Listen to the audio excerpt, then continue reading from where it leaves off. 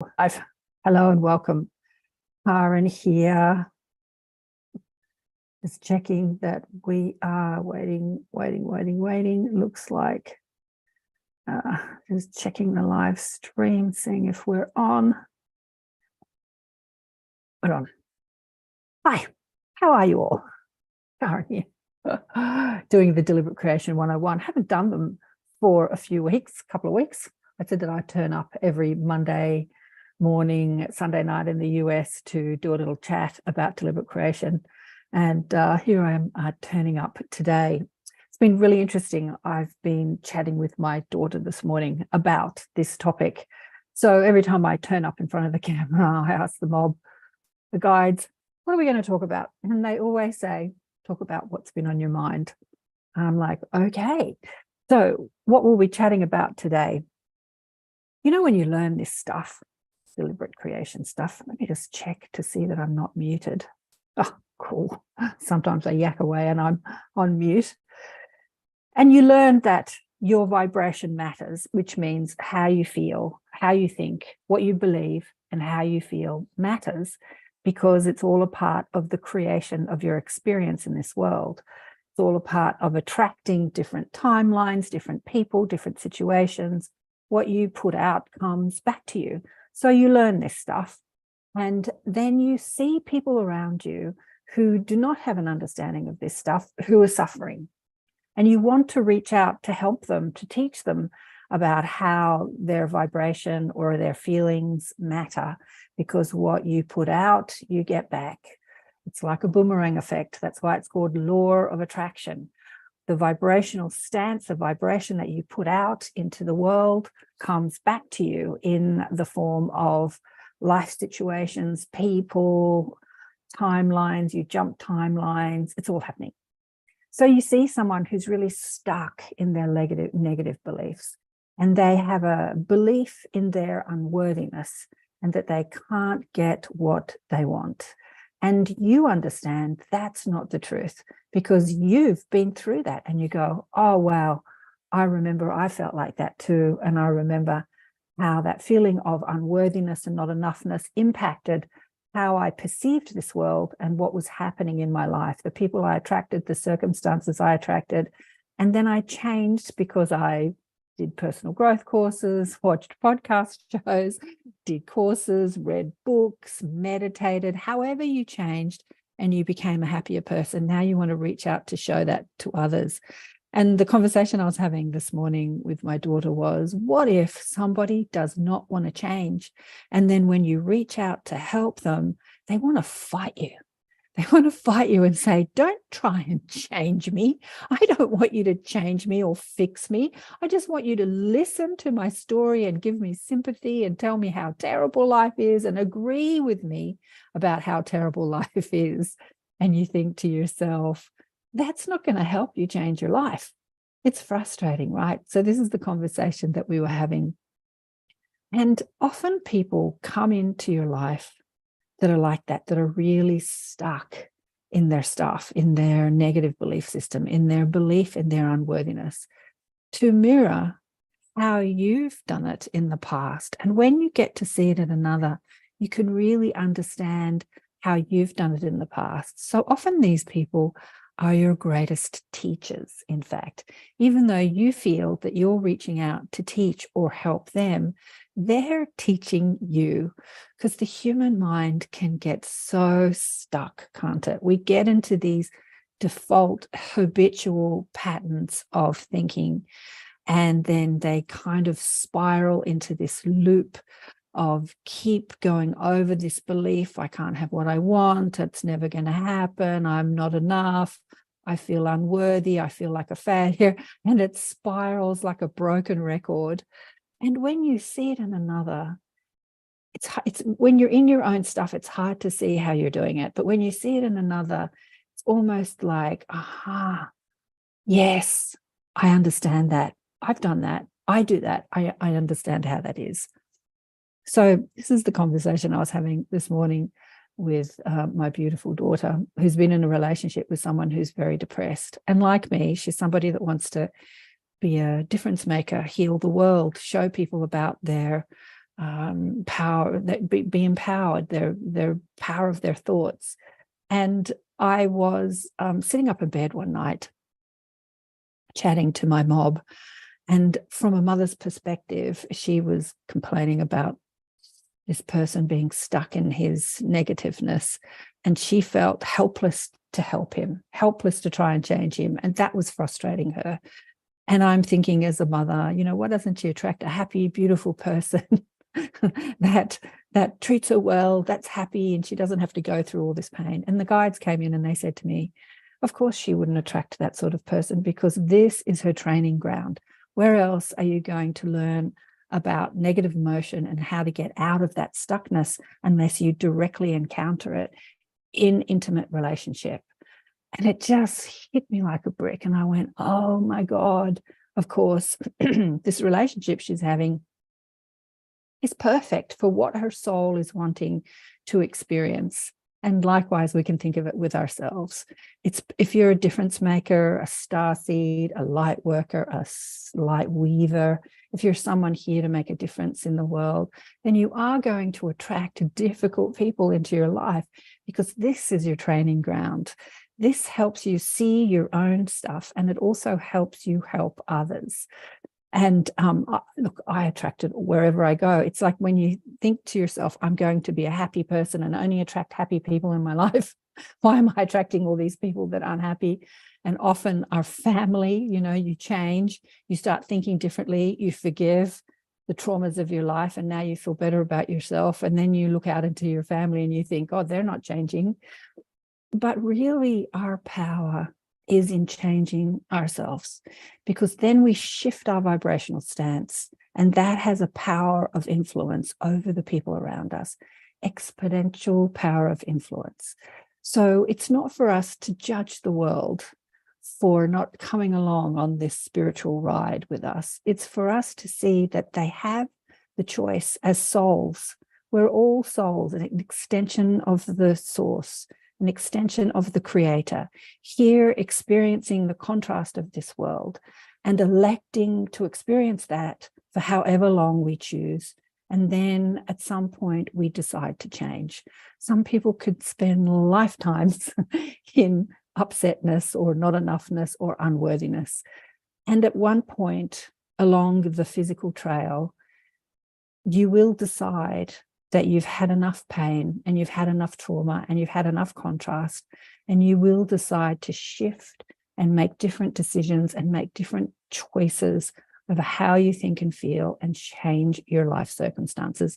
I remember, as someone who had a very traumatic upbringing, violence and all sorts of terrible things, divorce, illness, watched my mother die of cancer, watched my father get angry, trauma. I'm in my early 20s. I'm thinking, how do I change the pain inside myself? I'm reading books. And one of the first books I read was the Seth material. A little bit of light reading, how you create your reality. And what did he say? Now I've lost my train of thought. I was going to tell you something he said in the book. No, I've lost my train of thought. But, it was that pain that I experienced in myself that at some point I didn't want to feel that anymore. And so I reached out for help. And I think that with everyone who's in pain, I remember doing an Anthony Robbins course in 1995. And he said, he probably got it from another spiritual teacher, but I'm going to attribute it to him, that there's only two modes of communication, which is really black and white, but I love this. An act of love or a cry for help. And so when you are in your pain and your complaint, it is really a cry for help. And when you're asking the other for help, whether it's the teacher, the guru, the counselor, the psychic, the medium, whoever you're asking for help, the friend, the family member, ultimately all they can do is guide you. It's up to you to change. And when you're reaching out to help another, all you can do is guide them. All you can do is share your story with them and guide them and say, this is what I did. This is how I felt. Empathy says, I understand how you feel because I felt it too. And inspiration says, but let me tell you how I overcame my stressful thinking. And sitting in bed this morning with my daughter, that's exactly what I did when she was asking me, is share a story that I had.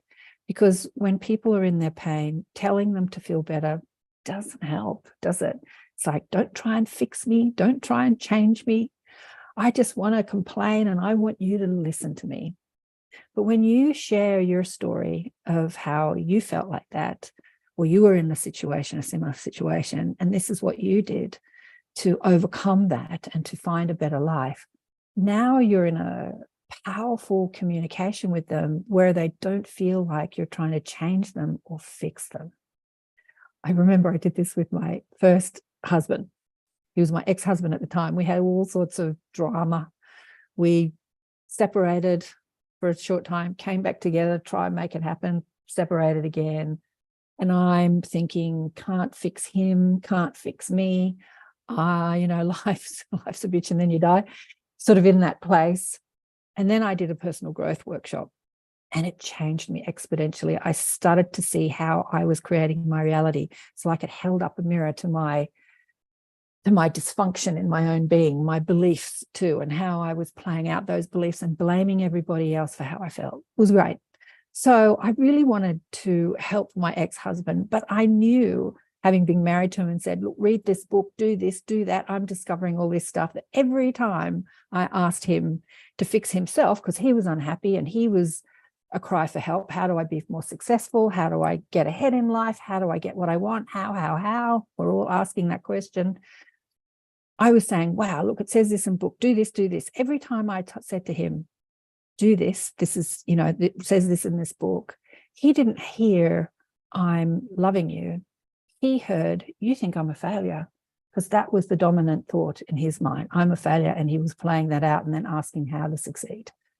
So when I shared my experience with him of what I went through in the personal growth course and how I felt better, it landed differently. It didn't land like, you think I'm a failure, you want me to change. It was me sharing my experience. And I remember he walked out of the house and goes, yes, okay, I'll consider doing the course. Never did I ask him to do the course. I just said, wow, I did this course and this is what happened and this is how I feel. But he still heard me saying to him, fix yourself, do this course, which I didn't do. Anyway, he did the course. And for a short time, it completely changed. But with this stuff, when we do courses and read books and listen to podcast shows, we have these aha moments. And for a short time, we change as we take on the information and try to apply it to our lives. But it is a constant thing. We can't apply it just once or a couple of times or for a week or for a couple of months. It is something that we need to reapply over and over again until it becomes our default setting or the habitual way of thinking. So when you're used to thinking about not having enough or some form of lack in your life, lack of love, lack of money, lack of connection, whatever lack you're buying into, it's going to take a while of practicing abundance thinking. There is enough, infinite supply. What was it? Who was it? Those books, I think Florence Scovel Shinn back in the 30s and 40s, and was it Catherine Ponder, and all these fabulous books talked about I'm tapped into God, who is a source of infinite supply. And because I'm connected to this infinite supply, I am infinite supply. When we feel this feeling of lack, often lack of whatever it is that we want, and we start to believe it, we start to experience exactly what we believe. But the truth is we are an extension of infinite supply, infinite abundance, infinite love. We are an extension of that. And returning to love, returning to the love within ourselves, being kind with ourselves, and identifying our own limiting and stressful thoughts, and then changing them, turning them around, and remembering, not believing, but remembering who we are as an extension of the source, of the creator, which is a source of infinite supply.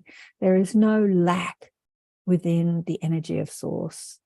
And understanding that the illusion of lack is what we came to experience, and finding that appreciation for that experience, then we start to take back our power to change our life, and then that power of influence over the ones we love without trying to change them or fix them, but just vibrating in a different way.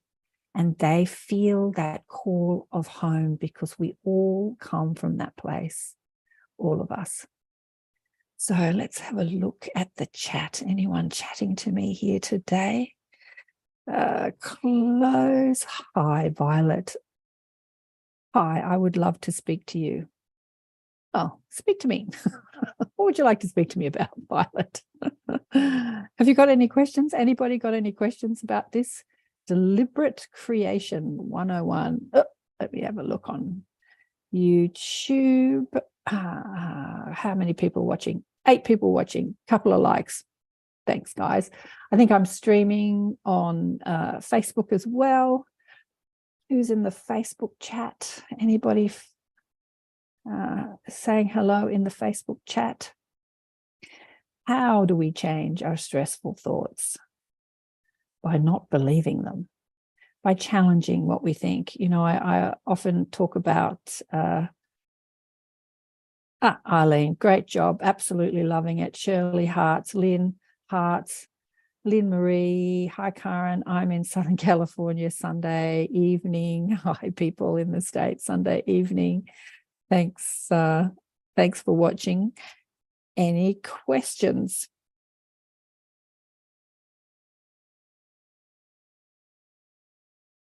Let's see if there are any questions. Okay, here's one coming in. No.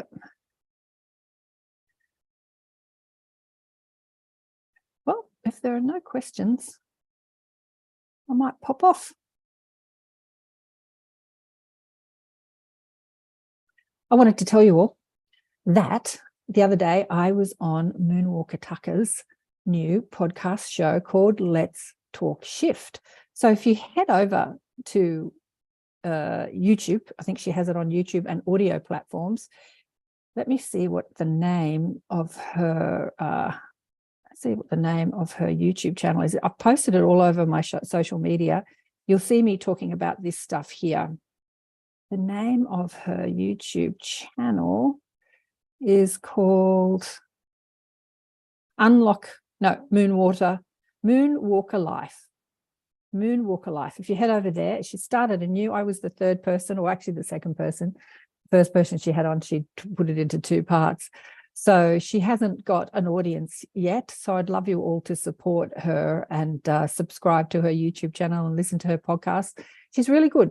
Moonwalker was on my show. She is somebody that had an NDE. She also understands what I'm talking about because before she had the NDE, I think it was a motorcycle accident. She was in her, as we talk about, her pity party, and really hating life and very depressed. And she didn't know how to sort of get out of it. And I don't know if she found some ways before the NDE. I have to revisit the talk that I had with her. It's a couple of years ago now. And she was quite badly damaged, but in the motorcycle accident, she lost half an arm. And then, you know, from that perspective and source, she saw all of everything that had happened in her life, including the accident, as all coming from love, which I loved. You know, like we see it coming from fear and the devil and terrible and negativities, but she understood that everything that she had lived was coming from love, and it was all there to teach her and for her own evolution. And she completely changed her life. And she's been teaching what I'm teaching for years, and she's got an amazing story. But now she's started her own podcast show, Let's Talk Shift. And she's just had me on, and I'm talking about all this stuff, deliberate creation. And it's a great chat. I listened to it myself the other day, and I'm like, right. And it's so funny. What she's done is she's turned my face into a cartoon face for the you know, the thumbnail. Look, about 20 years old. I love that. A 60-year-old woman looks about 20 years old. I look like 40 years younger. I love that. Turn my face into a cartoon face, but it's hard to depict wrinkles when you're turning a face into a cartoon face. But anyway, I love that. I look at that and I think, oh yeah, that's what I used to look like when I was 20. Great topic, Ellie says.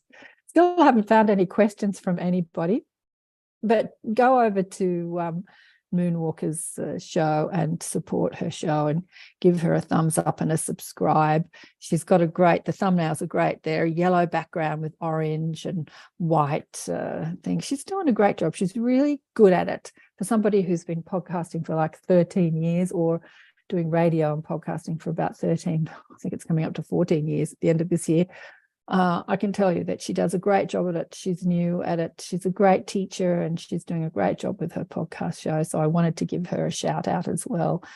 My advice to her, which you'll see at the end of the show, is to not get lost in other people's stories and just let everyone else to sort of share your own experience, because I think that conversation is great between two spiritual teachers. When two spiritual teachers come together to have a conversation, then it exponentially expands the consciousness and the energy around that, rather than, people think when you have a podcast show that you just sit back and fire questions and you don't inject any of your own experience into the show. But that's, if any people watch my shows, that that's not what I do. I do love firing questions at people because I'm an intensely curious person, but I do inject my own stories into the show, and it actually evolves the conversation. It's great, and Moonwalker does the same. So I think I'm going to go. I just wanted to pop on and say that nobody seems to have any questions. There's a few people watching online. Hopefully, if you're watching this afterwards and you have some questions, contact me through karenswain.com and come onto one of the classes where we can really get into what you're going through personally, and we can, show you how to overcome your stressful thoughts, turn around your stressful thoughts, or even help the people around you. Thanks, everyone, for listening and watching. I'm going to chuff off to IKEA now with my daughter. She wants to buy some stuff and then have a meeting a bit later about putting on a great a screening here in Sydney. I'm not sure if I'm going to do it yet. I'm still undecided, but there's this fabulous documentary out called The Power of Activism.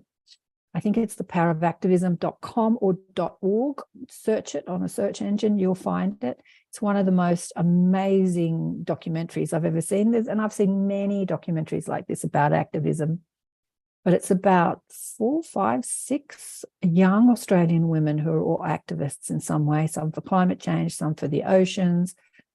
One is more like a spiritual teacher, mindfulness teacher. It's the first time I've seen a movie or a documentary that's like promoting activism that introduces the consciousness component. So it doesn't really call it consciousness, but it talks about mindfulness and meditation. And because if you're going to go out into the world and try and make a difference, you've got to clean up your own thoughts first, because if you're out there coming from anger, this is not right, this is not fair, I need to change the world, then you're going to burn out and then you're useless. You're not any help to anyone, which is actually the topic that they discuss throughout the whole documentary of their burnout. Because when you're in resistance and pushing against what you don't like, it's exhausting. You literally pinch off your own power to create and your own energy source, and you become tired. Resistance, I think Deepak said it, resistance is like a wall holding back the flow of love. So many people set forth in the world to make a change and go into activism because they want to see a better world, but they're in resistance. And this is something that's really powerful about all activists. My daughter was at a protest yesterday. They're protesting here in Australia, probably around the world too, to take down the shark nets, because the council and the government put them up to try and protect people from the sharks. Down under we have a lot of sharks. But what happens is that the fish and the dolphins and the sharks get caught in the shark nets and becomes a death trap.